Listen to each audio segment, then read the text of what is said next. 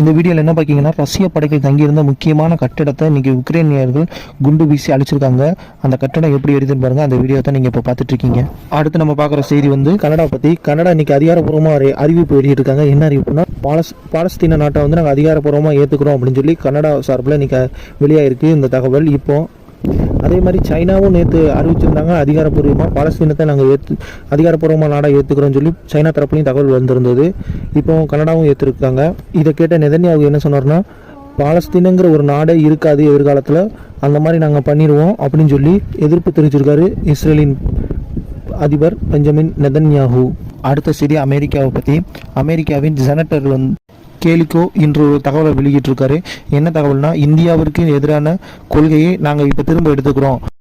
என்ன காரணம்னு கேட்டால், இந்தியா ஒரு வளமான நாடு, மேலும் அது எதிர்காலத்தில் நல்ல வளம் பெறும் அப்படின்னு சொல்லி, அதனால் நாங்கள் எங்கள் கொள்கையை பின்வாங்கிக்கிறோம் அப்படிங்கிறாரு. இல்லை, ட்ரம்ப் என்னமோ சொல்லிக்கிட்டு இருக்காரு, இவர் வேறு மாதிரி சொல்லிக்கிட்டு இருக்காரு. என்னன்னு பார்ப்போம்.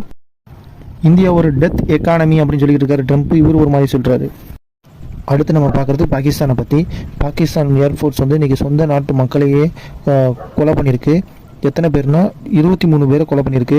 அதில் வந்து பெண்களும் குழந்தைகளும் அடங்குவார்கள். இது விமானம் மூலிமா குண்டு வீசி தாக்குதல் நடத்தியிருக்காங்க பாகிஸ்தான் விமானப்படை சொந்த மக்களை. ஹமாஸ் தரப்புலேருந்து இப்போ ஒரு செய்தி வந்திருக்கிறதாக ஃபாக்ஸ் நியூஸ் சொல்லியிருக்கு. என்ன சொல்லியிருக்குன்னா, எங்ககிட்ட இருக்கிற பிணைய கைதிகளில் பாதி பேரை நாங்கள் விடுதலை பண்ணுறோம், அதற்கு ஈடாக நீங்கள் என்ன செய்யணும்னா 60 நாள் காசாவில் சண்டை நிறுத்தணும் அப்படின்னு சொல்லி நியூஸ் சேனல்ஸ் செய்தி வெளியிட்டிருக்கு. இது எந்த அளவுக்கு உண்மை என்னன்னு தெரியல, பார்ப்போம். அடுத்து நம்ம பார்க்குறது ரஷ்யா பற்றி. ரஷ்யாவும் ஈரானும் இன்றைக்கி ஒரு ஒப்பந்தம் போட்டிருக்காங்க. என்ன ஒப்பந்தம்னா, ஈரானில் 8 அணு மின் நிலையம் கட்டித்தரதாக ரஷ்யா மற்றும் ஈரான் இடையே ஒப்பந்தம் போட்டிருக்காங்க. இந்த 8 அணு மின் நிலையங்களும் மின்சார தேவைக்காக மட்டுமே அமைக்கப்படுவதாக ஒப்பந்தத்தில் கூறியுள்ளது.